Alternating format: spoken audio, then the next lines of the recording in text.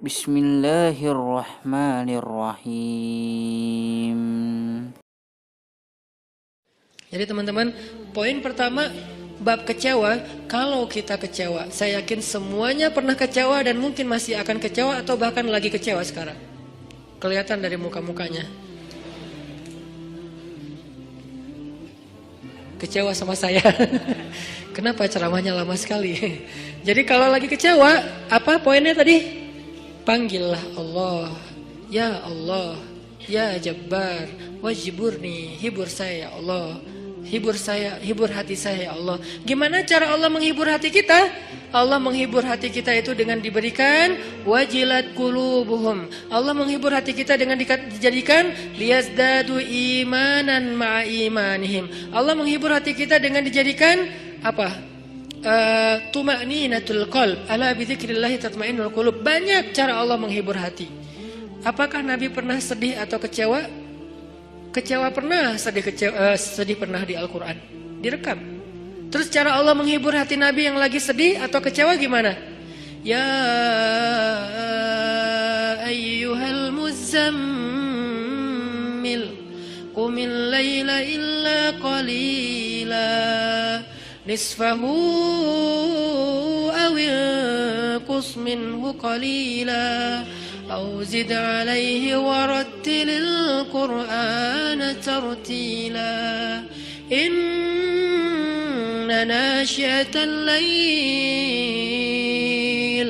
هي أشد وطئا وأقوم قيلا. Allah panggil Nabi ketika lagi sedih dan tidur. Ya ayyuhal muzammil. Ini dua kondisi Nabi lagi tidur dan dipanggil Allah. Satu, ya ayyuhal muddathir. Satu lagi, ya ayyuhal muzammil. Tidur kenapa Nabi? Bukan tidur, tertidur. Gara-gara capek seharian berdakwah dan capek seharian dibully. Dibully di mana-mana, pergi ke pasar, dibully di pasar, pergi ke tempat pertemuan, dibully di tempat pertemuan, pergi di sepanjang jalan, dibully di sepanjang jalan, pergi ke rumah keluarga besarnya, ke tetangganya, ke pamannya, ke sepupunya, dibully oleh tetangga dan keluarga besarnya. Kemanapun beliau pergi, beliau dibully, dihat, dihina, dicela seharian dari pagi. Satu kota Mekah ngebully beliau. Ada yang mengatakan beliau itu penyihir, ada yang mengatakan beliau itu pembohong, ada yang mengatakan beliau itu tercela. Muzammam, nama aslinya Muhammad, artinya terpuji, tapi diplesetin jadi Muzammam, artinya tercela. Atau orang salib dulu, pas perang salib menamakannya dengan istilah Muhammad.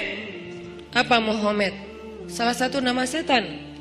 Jadi dipanggil Muhammad, dipanggil Muzammam, dipanggil sahir, dipanggil majnun, orang gila, dan banyak lagi yang nggak direkam secara diksi oleh Al-Quran, karena emang Al-Quran ini memilih banget diksinya, tapi secara simbolik Al-Quran nunjukin bahwa inilah celaan-celaan yang diterima Nabi berhari-hari dari pagi sampai malam. Pulang malam-malam ngomong ke Khadijah, Khadijah zammiluni, Khadijah selimuti aku, Khadijah pengertian, diselimuti Rasulullah, diusap-usap kepala Rasulullah. Tenang Rasulullah, tenang ya Rasulullah, la tahzan ya Rasulullah, Allah gak akan ninggalin kamu, Allah tuh sayang sama kamu ya Khadijah. Tapi di tubuh Rasulullah tuh banyak lemparan, bekas lemparan, dibersihin sama Khadijah. Setelah Khadijah wafat, nanti yang menggantikannya Fatimah yang bersihin bekas-bekas lemparan orang. Ada yang lemparin kotoran, ada yang lemparin benda-benda keras sehingga melukai Nabi, dibersihin sama Khadijah. Udah capek, Nabi tertidur. Udah beres urusan dihibur oleh Khadijah. Begitu sampai waktu yang hening, Khadijah udah tertidur, penduduk seluruh bumi udah tertidur. Allah memanggil kekasihnya, ya ayyuhal muzammil, wahai orang yang berselimut. Itu panggilannya lembut. Jadi kita kalau baca surah Al-Muzammil jangan ya, enggak gitu. Allah manggilnya enggak gitu, kaget atau orang lagi tidur ya. Nah, ayatnya aja lagi berselimut, manggilnya teriak-teriak. Jangan, itu namanya prank. Itu bukan tilawah, itu ngeprank. Makanya jangan tilawah sambil ngeprank. Ya ayyuhal muzammil, wahai orang yang berselimut, qumil laila illa qalila. Di situ kelihatan Allah tuh pengertian banget. Qumil lail illa qalila. Bentar aja, nggak usah lama-lama. Kenapa? Karena begitu Nabi berdiri sholat, disitulah Allah akan menghibur hati Nabi. Kalau kita belum bisa terhibur dengan sholat tahajud atau minimal dengan sholat 5 waktu, berarti hati kita berpenyakit. Fi qulubihim marad. Dan itu harus kita obatin. Obatnya apa? Obatnya istighfar. Kalau orang banyak dosa, belum bertaubat, belum beristighfar kepada Allah, dia susah minta dihibur oleh Allah. Dan terus nanti dia kayak nuduh Allah gak menghibur dia. Padahal Allah udah sering menghibur dia, cuman gak berasa di hatinya. Karena hiburan Allah itu hanya bisa dirasakan oleh orang-orang yang hatinya bersih. Dan cara membersihkan hati itu tazkiyatul nufus atau tazkiyatul qulub, tathhirul qulub adalah dengan salah satunya istighfar. Perbanyak istighfar supaya begitu nanti kita ada masalah, kalau kita nanti lagi disakitin, kalau kita lagi kecewa dan sedih, kita bilang wajiburni ya Jabbar, wajiburni ya Jabbar. Allah hibur kerasa kita lagi dihibur oleh Allah. Kan enak ya kalau apa yang Allah perlakukan kepada kita tuh kita kayak ngerasa, itu enak tuh. Daripada Allah udah habis-habisan ngehibur kita nggak ngerasa. Ibarat Allah udah ngirim kita japrian, nggak dibaca-baca sama kita. Terus nanti kita tuduh, lu kok nggak empati banget sih sama gue lagi sedih-sedihnya, gue curhat nggak dibalas-balas. Udah dibalas, nggak ada, lu aja nggak baca. Oh ya ada, banyak ternyata. Artinya nggak dibuka sama kita kan? Kenapa nggak dibuka? Mungkin pulsa kita habis, mungkin handphone kita error, mungkin apa dan segala macam kemungkinan. Nah gitu juga dengan Allah.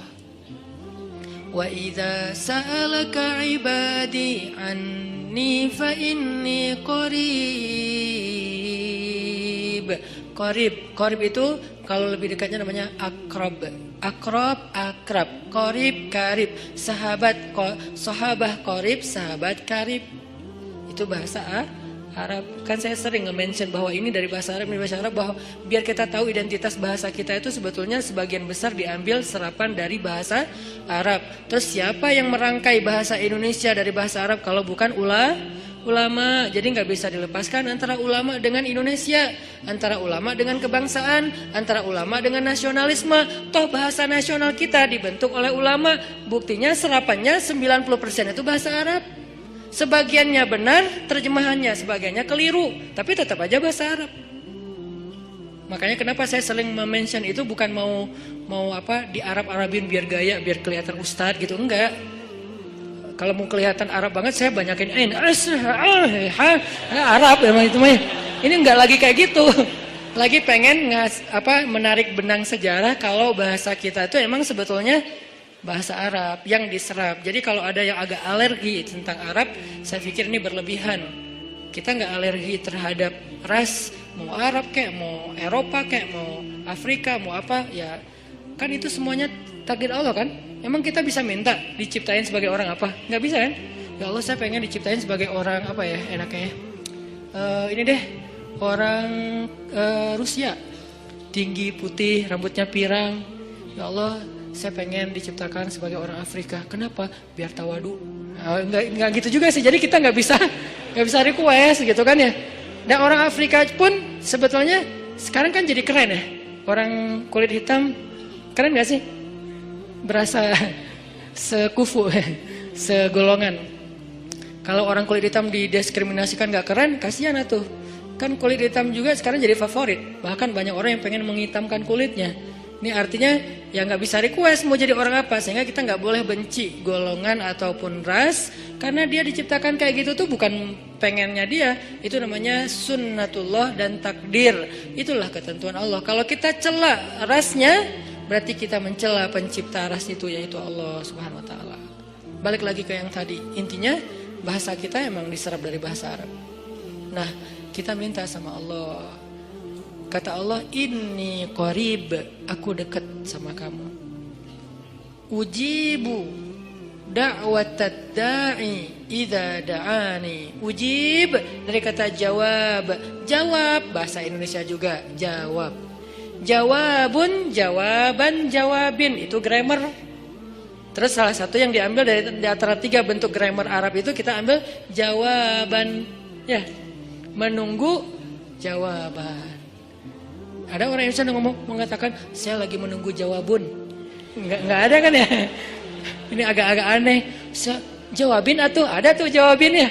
Jawab berarti yang udah ada tuh jawabin. Jawabun mah belum ada ya. Jawabin atuh yang respon apa yang tadi. Nah, oke, berarti itu bahasa Arab juga.